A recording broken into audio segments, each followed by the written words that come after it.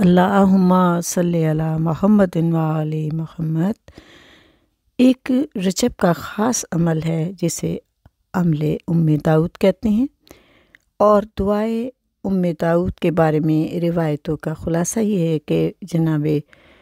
فاطمہ مادر داؤد ابن الحسن پسرزادہ حسن مجتبیٰ علیہ السلام جناب صادق آل محمد کی دایا تھیں اور آپ کو دودھ پلایا تھا۔ جب محمد بن عبداللہ بن حسن نے مدینہ میں خروج کیا اور منصور دوانقی کے لشکر نے آ کر ان کو قتل کیا اور ان کے بھائی محمد کو بھی شہید کیا،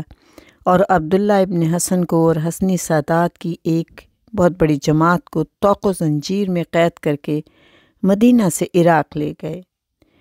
اور میرے مولا امام جعفر صادق علیہ السلام نے جب حسنی سادات کو اس طرح سے طوق و زنجیر میں قید دیکھا تو آپ بیمار ہو گئے تھے، اور جناب داؤد بھی انہی قیدیوں میں شامل تھے۔ جناب فاطمہ مادر داؤد کہتی ہیں کہ مجھے ایک مدت تک داؤد کی کوئی خبر نہ ملی، میں ہمیشہ روتی رہتی تھی، دعائیں مانگتی رہتی تھی، اور جو بھی کوئی ملتا تھا، جو بزرگ ہوتا تھا، میں اس سے بھی کہتی تھی کہ میرے بچے کے لیے دعا کریں، لیکن قبولیت دعا کا کوئی اثر مجھے محسوس نہیں ہوتا تھا۔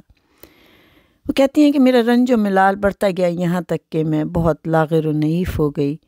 اور داؤد کی ملاقات سے بالکل مایوس ہو گئی۔ اسی اثناء میں نے سنا کہ جناب جعفر صادق علیہ السلام بیمار ہیں، یعنی آپ کی طبیعت خراب ہے، تو میں آپ کی عیادت کو گئی اور حضرت نے داؤد کا حال دریافت فرمایا۔ ان کا نام سن کر میں روئی اور کہا، میرے آپ پر فدا ہوں،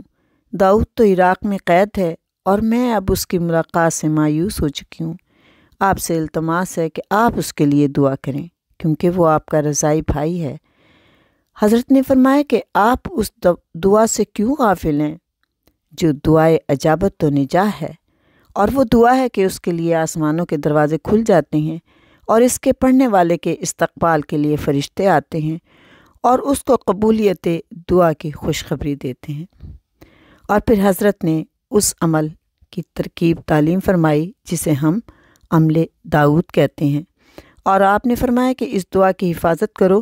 اور کسی نااہل کو تعلیم نہ کرو، کیونکہ دعا نہایت جلیل القدر ہے اور اس میں اعظم ہے۔ داؤد کہتی ہیں کہ اس دعا کو حضرت نے مجھے لکھ کر دیا اور میں نے ماہ رجب میں جیسا کہ حضرت نے فرمایا تھا عمل کیا، اور میں نے اس دعا کی